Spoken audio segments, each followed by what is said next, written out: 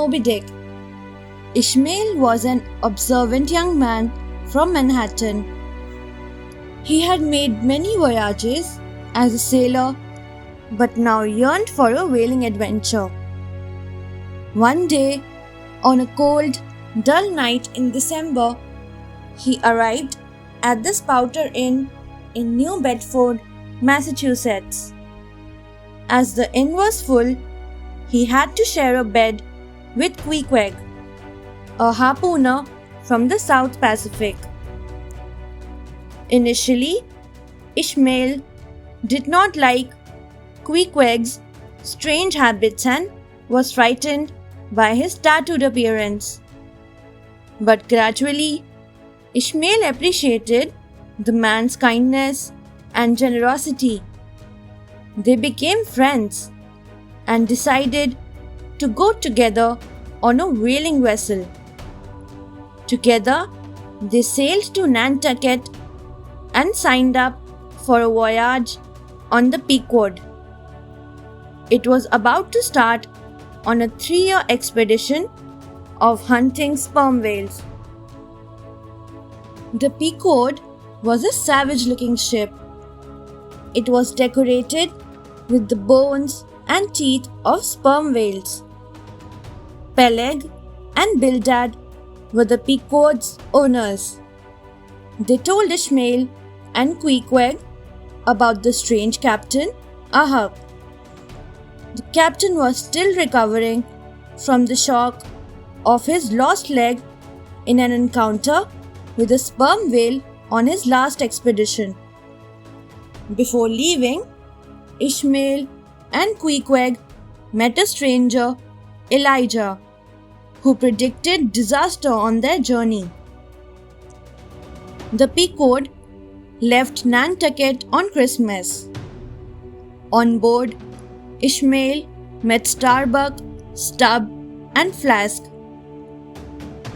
Starbuck was a Quaker and a native of Nantucket. He was very practical. Stubb had a jovial and carefree attitude. Flask, the native of Martha's Vineyard, was very aggressive. Ishmael also met the Indian harpooner Tashtego and the African harpooner Daggoo. Captain Ahab was nowhere to be seen and remained secluded in his cabin. After days on a high sea, Captain Ahab finally appeared. He was a man who always seemed angry. He had a large scar on his face, and his peg leg was made of a whalebone. Captain Ahab had lost his leg when a giant whale, Moby Dick, attacked him years before. Since then, he had been following it without rest. He nailed a doubloon to the mast and promised to give it to the first man who found Moby Dick.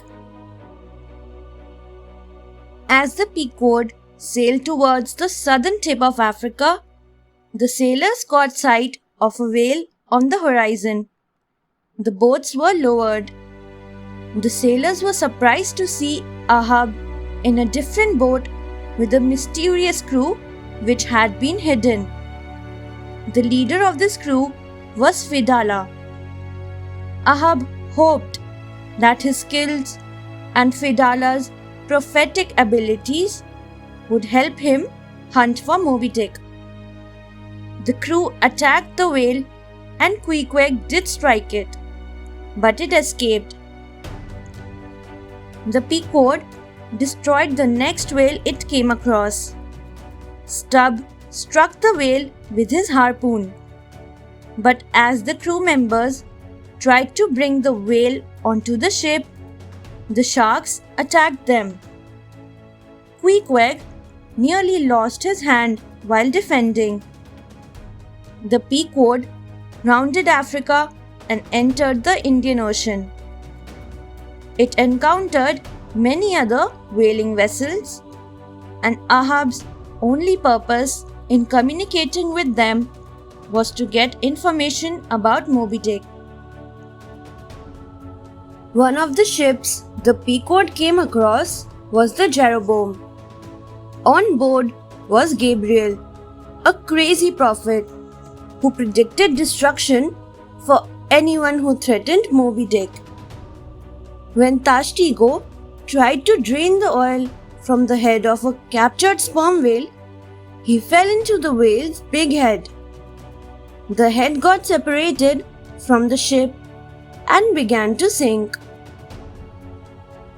Queequeg dived into the ocean and cut into the sinking head to save Tashtego. Soon after, the Pequod met the Samuel Enderby, a whaling ship. Its captain, Boomer, had lost an arm during his encounter with Moby Dick. The two captains, Boomer and Ahab, met and discussed Moby Dick. Though Boomer lost an arm, he was happy to have survived. At the same time, he could not understand Ahab's desire for revenge. One day, Queequeg fell ill. Thinking he was going to die, he ordered the carpenter to make a coffin. When the coffin was made, he filled it up with his harpoon, his idol, and a variety of other important belongings. He lay in it to check the size and closed its cover. Queequeg soon got well and emerged from his coffin. Ishmael attributed this recovery to Queequeg's savage nature. After reaching the Pacific Ocean, Ahab asked Perth, the blacksmith, to make a special harpoon to kill Moby Dick. Ahab demanded the harpoon to be tampered with the blood of his pagan harpooners. The next ship that the Pequod encountered was the Bachelor, a Nantucket ship. The captain of the ship denied the existence of Moby Dick. Ahab heard from Fedallah the prophecy of his death. Fedallah had predicted that he would die before Ahab, and that Ahab could be killed only by hemp. Before dying, Ahab would see two heiresses upon the sea. The next day, the Pequod was caught in a typhoon. It was time for Ahab to decide to go back to Nantucket or move ahead in pursuit of Moby Dick. Ahab chose to continue his quest. Soon, the Pequod's compass moved out of alignment. Starbuck went to Ahab's cabin to inform him, but the old man was asleep. He considered shooting Ahab, but he could not when he heard Ahab cry in his sleep, "Moby Dick, I clutch your heart at last."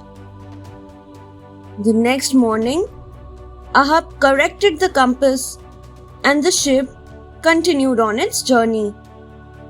The quest for Moby Dick lasted 3 days. On the first day, Ahab saw the whale and the boats were lowered. Moby Dick attacked the boat, causing it to sink.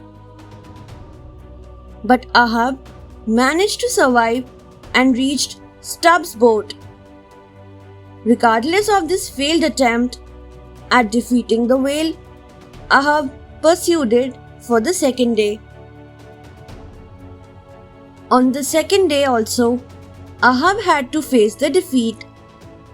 This time, Moby Dick broke Ahab's peg leg. Fedallah got entangled in the harpoon and was drowned. After this second attack, Starbuck told Ahab that his pursuit was wicked and sinful. But Ahab did not abandon his mission and pursued it for the third day. On the third day, the boats were again sent after Moby Dick. The whale destroyed the Pequod. Ahab threw his harpoon at Moby Dick, but himself got entangled in it and went down with it. Only Ishmael survived the attack. He floated atop Queequeg's coffin. He was rescued by the Rachel, which was still searching for its crewmen, lost in its earlier encounter with Moby Dick. Thanks for watching. Do like, share, subscribe to Sahil Book House.